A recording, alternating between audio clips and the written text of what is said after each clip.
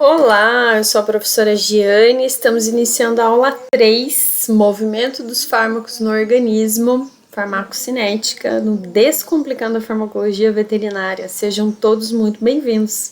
Bons estudos!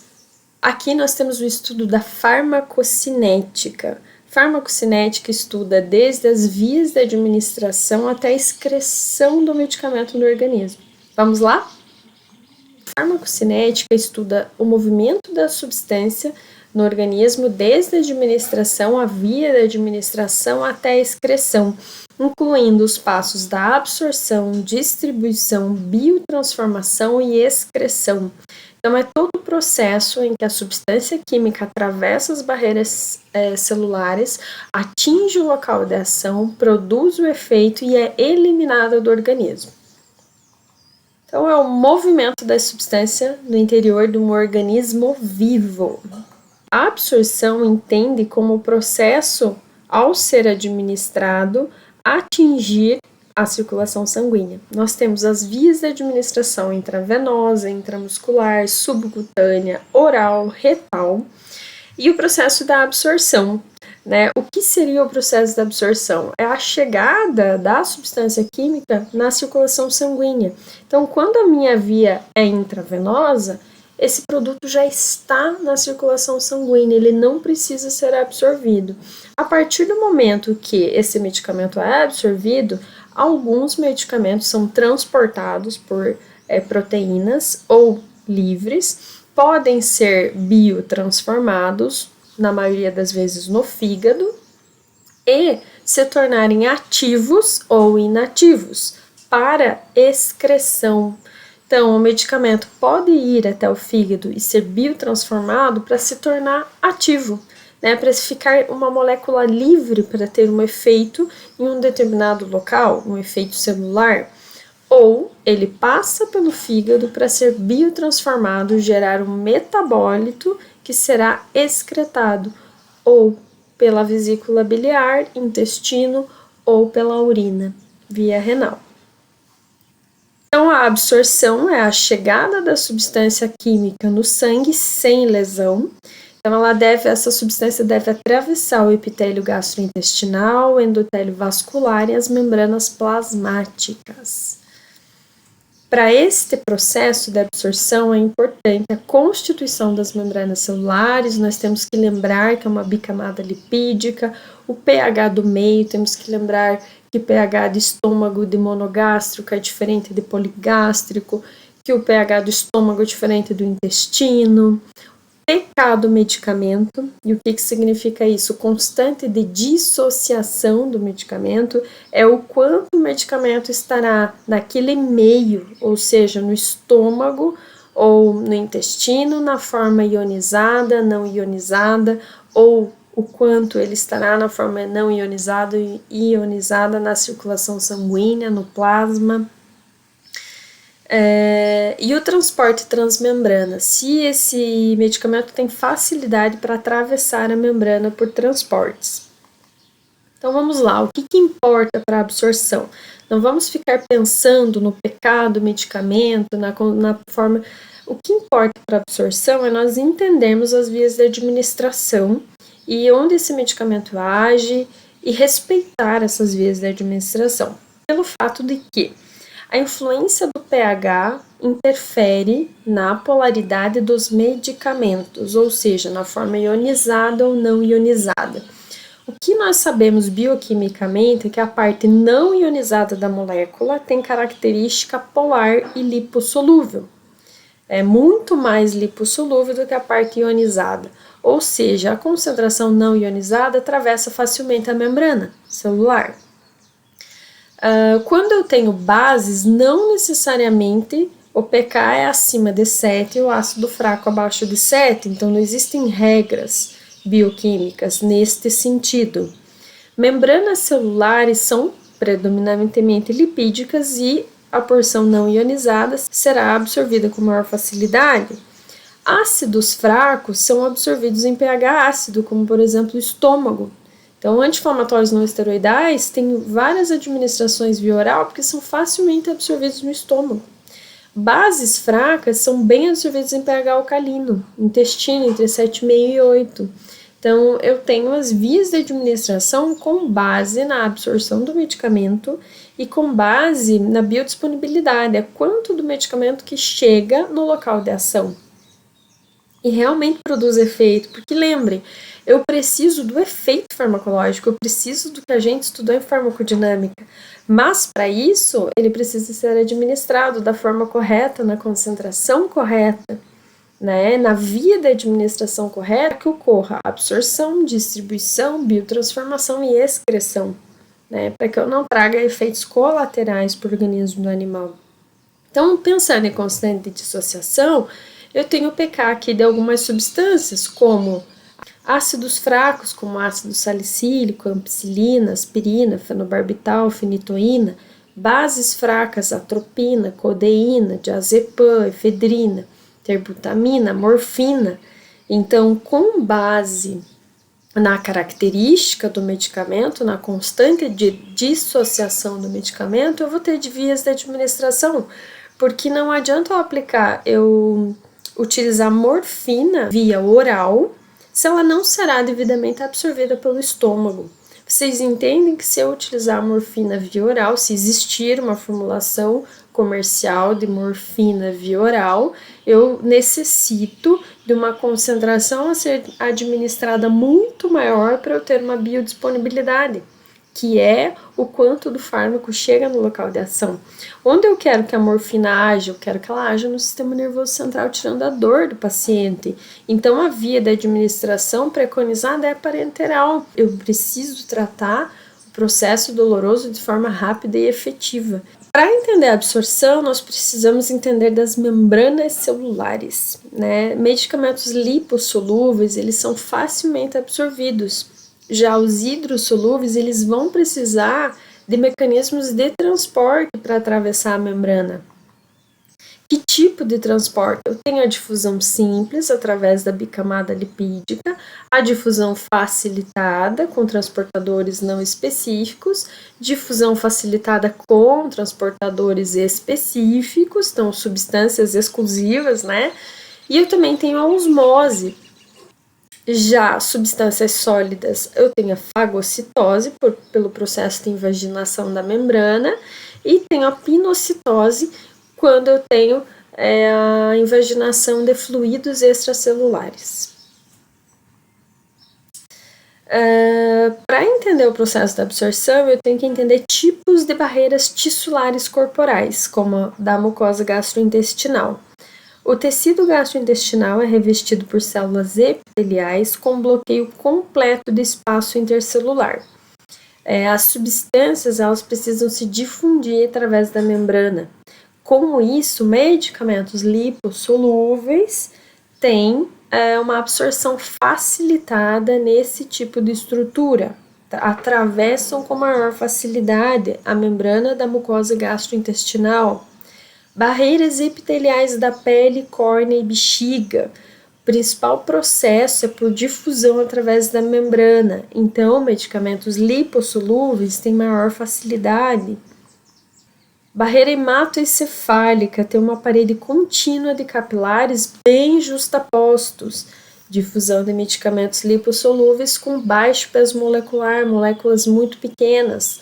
Barreira hematotesticular, com as células de Sertoli, eu tenho também difusão, transporte ativo e medicamentos lipossolúveis com maior facilidade. A barreira placentária, lembrando que eu tenho epicorial, endotélio corial e hemocorial, tem interferência na absorção de medicamentos. Também, regra geral, medicamentos lipossolúveis atravessam com maior facilidade. Difusão simples, difusão facilitada, transporte ativo e pinocitose também acontecem na placenta. E o feto tem diferenças na sensibilidade ao medicamento, então eu sempre tenho que avaliar se aquele medicamento pode ser aplicado em fêmeas prenhes. Os capilares, eu tenho capilares com máculas, que estão presentes em músculos, vísceras, ossos, que são as junções frouxas entre as células. Ou seja, eu tenho uma permeabilidade maior. Capilares fenestrados apresentam espaços mais abertos nos vasos, propiciando mais acesso às substâncias no espaço intracelular. Glândulas excretoras e secretoras, como o glomérulo renal, glândulas salivares, o pâncreas, a hipófise, apresentam esse tipo de capilar fenestrado, justamente porque a função é fazer essa troca com o meio. Capilares com bloqueio completo, como é o caso da barreira hematocefálica, se toda a substância conseguisse chegar até o sistema nervoso central, nós teríamos diferentes comportamentos ao longo do dia, né? Justamente pelo fato de ser uma barreira ocluída, fechada, eu não tenho espaços para alcançar o meio extracelular, as substâncias químicas elas precisam passar pelo interior da célula. Tudo isso é importante para nós entendermos o efeito farmacológico, os efeitos colaterais e as vias de administração de medicamentos. Ainda em vias de administração, via digestiva, o intestino delgado ele tem uma área muito vascularizada, é o principal local de absorção. pK, constante de dissociação, maior que 10 ou menor que 3, são mal absorvidas pela via oral. Por quê? A maior forma é ionizada lá nas vias digestivas e eu preciso da não ionizada para que ela consiga atravessar a barreira. Lembram da capacidade da membrana lipossolubilidade? O mesmo vale para a constante de dissociação. Então, bases fortes como tubucurarina, que são relaxantes musculares, a administração somente parenteral. Antimicrobianos com alta polaridade, como os aminoglicosídeos, que agem no trato gastrointestinal, eles não são absorvidos. Eu posso administrar via oral, que é o caso da spectinomicina, muito utilizado em suínos. Eu posso utilizar via oral, mas a ação será no intestino. Eu quero promover controle da microbiota intestinal. Então, é ideal que ele não seja absorvido. Agora, pensem comigo, gentamicina, tobramicina, o uso é tópico, porque não tem absorção via oral. Animais poligástricos têm um compartimento diluidor. Então, quando eu utilizo essa via, eu vou ter retenção do medicamento de caráter básico. A via retal não faz biotransformação, então vai direto para a circulação sanguínea para o coração. Então, tem uma absorção irregular e posso irritar a mucosa. Então, são apenas algumas substâncias, né, que eu posso promover a administração via retal, principalmente aquelas que não precisem de biotransformação hepática para ação. Via ruminal, medicamentos de ação localizada, o caso de antimicrobianos, quando eu quero promover controle de microbiota aí nos timpanismos gasoso e espumoso, aí sim eu promovo a administração via ruminal. Parenteral, eu tenho intravenosa, intramuscular e subcutânea, então intravenosa não tem absorção, ela já está direto na circulação sanguínea. Tenho que tomar cuidado com substâncias oleosas e insolúveis pelo risco de embolia, né, e infecções também. Via intramuscular tem uma absorção rápida de medicamentos aquosos e oleosos. Posso ter dor local, principalmente quanto mais oleoso for o medicamento, maior a irritação. Então, se preconiza pH próximo à neutralidade para substâncias administradas via intramuscular. Via subcutânea, absorve lentamente e continuamente por difusão.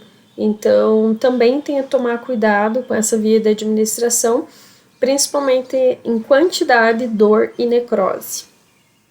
Que mostrando, na figura está mostrando, né, a forma, o ângulo de aplicação, 90 graus na intramuscular, 45 graus na subcutânea, 25 graus na intravenosa.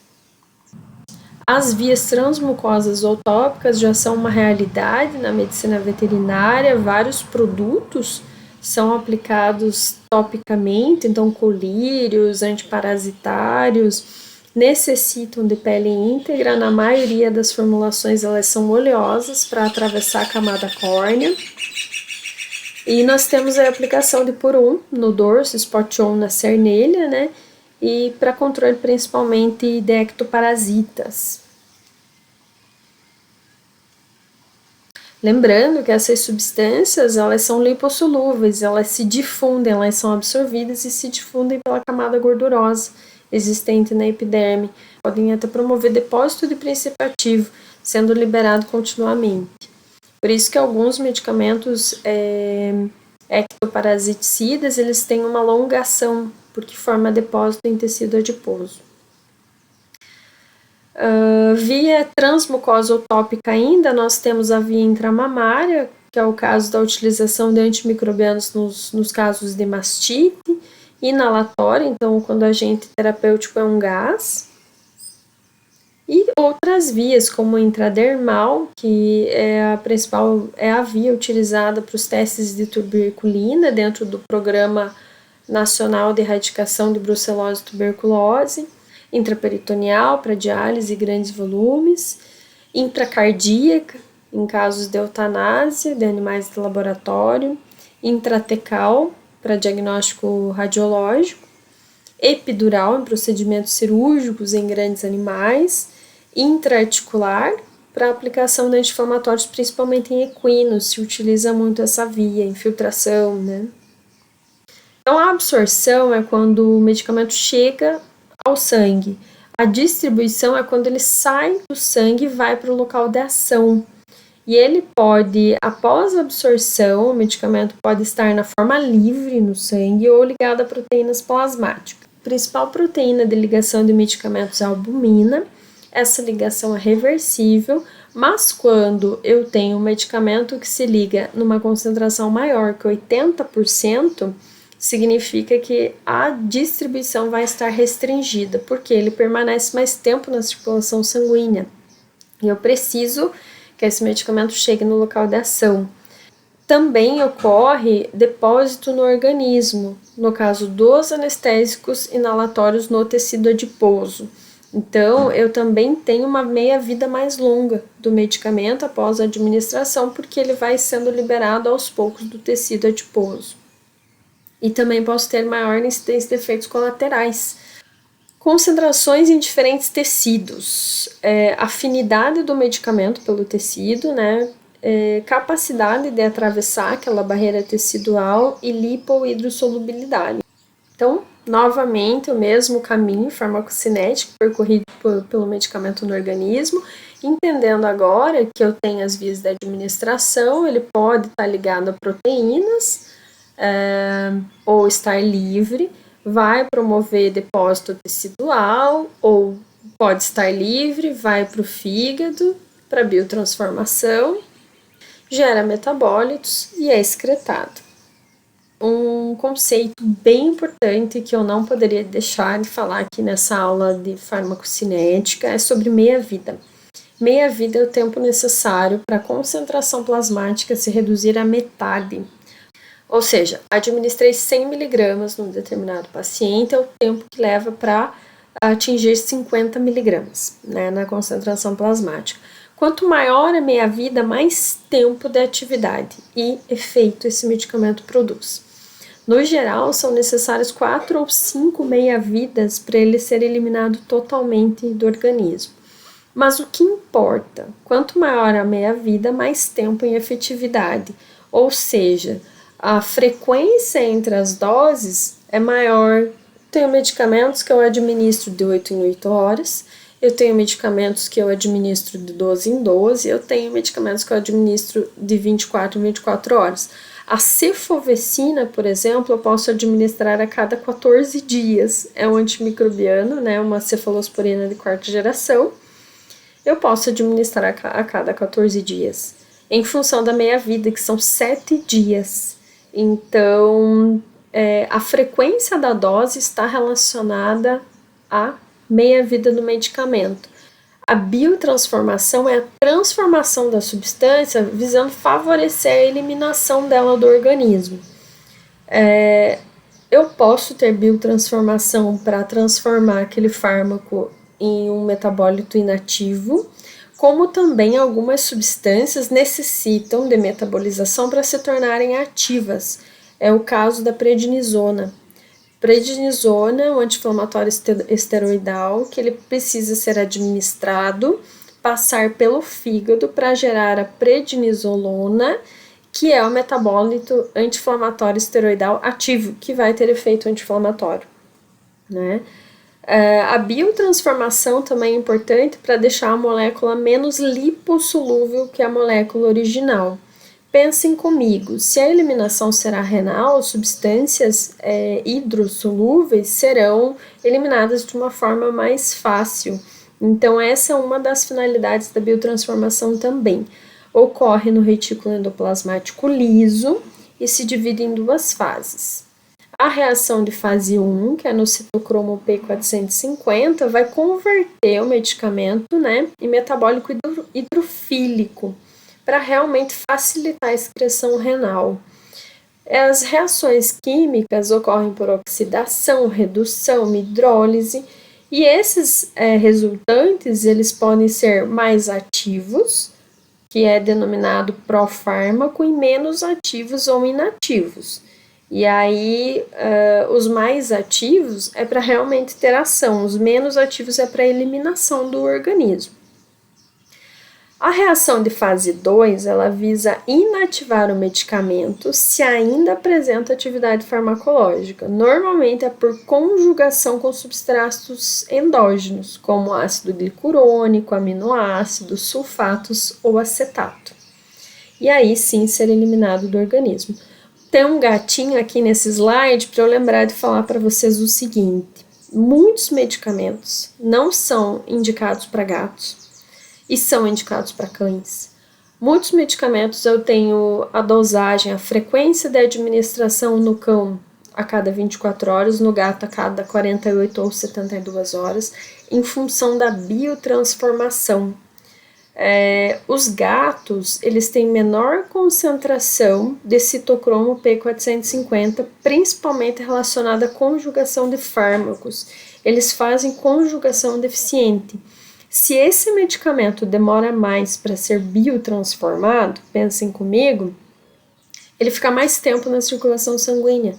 Se eu deixar esse medicamento mais tempo na circulação sanguínea, eu não posso administrar uma nova dose logo em seguida, porque a concentração ainda se mantém alta. Então, a frequência aumenta. Eu aumento o intervalo entre as aplicações ou eu não uso alguns medicamentos específicos em gatos. Então, é importante ter uma atenção especial com biotransformação relacionada a gatos e seguir rigorosamente as recomendações farmacêuticas sobre dosagem, frequência, a dose e a frequência da aplicação. Excreção. Rins eliminam medicamentos hidrossolúveis. Fígado, após a biotransformação, são excretados pela bile. Pulmão, os medicamentos voláteis, principalmente aqueles administrados por vias aéreas. Excreção renal, aqueles medicamentos com alta ligação a proteínas plasmáticas impossibilitam a passagem pelos poros do glomérulo. Ácidos fracos são excretados em urina alcalina, que é o caso dos herbívoros. Bases fracas são melhor excretadas em urina ácida, que é o caso de cães e gatos. A excreção renal inclui a depuração renal, que é o clearance, que é o processo pelo qual o medicamento é removido permanentemente da circulação. Depende da concentração do medicamento e do pH urinário, né? O medicamento ele pode ser reabsorvido nesse processo. Vai depender da capacidade do medicamento de atravessar as membranas dos túbulos e do grau de ionização da urina. Então, quando o medicamento tem um pK menor que 3, mais a urina ácida, eu tenho alta concentração na fórmula molecular, gerando intoxicação. Então, eu tenho que tomar muito cuidado com o equilíbrio metabólico do paciente também, na administração de medicamentos. A excreção biliar ocorre com moléculas grandes, né, alto peso molecular, é mais comum em rato e cão, seguido de gato e ovino, seguido de coelho e primata. Pode ocorrer reabsorção, então o medicamento vai para a bile, intestino, entra novamente pelo ciclo enterohepático, é reabsorvido. E essa é uma característica de medicamentos lipossolúveis.